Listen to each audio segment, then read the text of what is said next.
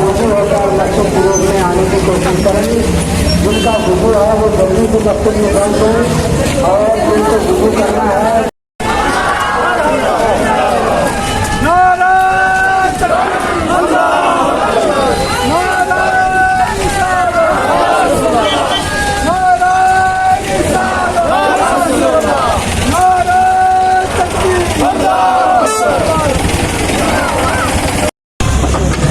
نعرہ تکبیر، نعرہ تکبیر، نعرہ رسالت، نعرہ حیدری.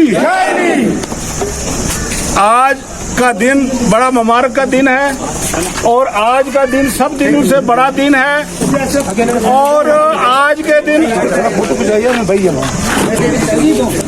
ہمارے نبی پاک صلی اللہ علیہ وسلم کا دن ہے اور یہ سب عیدوں سے بڑھ کر عید ہے. میں زیادہ نہ کچھ کہتے ہوئے میرے نبی نے جو ہمارے اصول بتائے ہیں میرے نبی پاک صلی اللہ علیہ وسلم نے ہمیں ان پر چلنے کی اللہ تعالی ہمیں توفیق عطا فرمائے.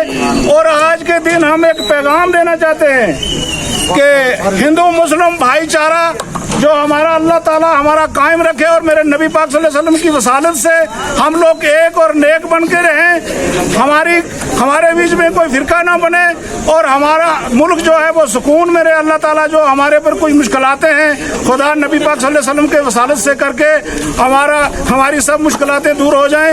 دیکھیے آج ہمارے بیچ میں میرے ساتھ بھولا رام جی کھڑے ہیں، ماسٹر دیو رائے صاحب اور امیت جی وہاں پر جو 2-3 ہمارے اور بھائی کھڑے ہیں. اور میں بڑا خوش ہوں کہ کوٹ رنگا کے بیچ میں آج تاریخی ایک دن منایا جا رہا ہے جس میں سب قوم کے لوگ ایک کٹھے ہو کر اس دن کو منا رہے ہیں. اور میں آج کے دن میلاد النبی کے دن جو سیدات صاحب جو ہمارے بیچ میں یہاں کھڑے جنہوں نے دعا کی ہے میں ان کو بھی مبارکباد پیش کرتا ہوں، پوری قوم کو مبارکباد پیش کرتا ہوں. آج کے دن کو ورے صغیر کے دنیا کو مبارکباد پیش کرتا ہوں.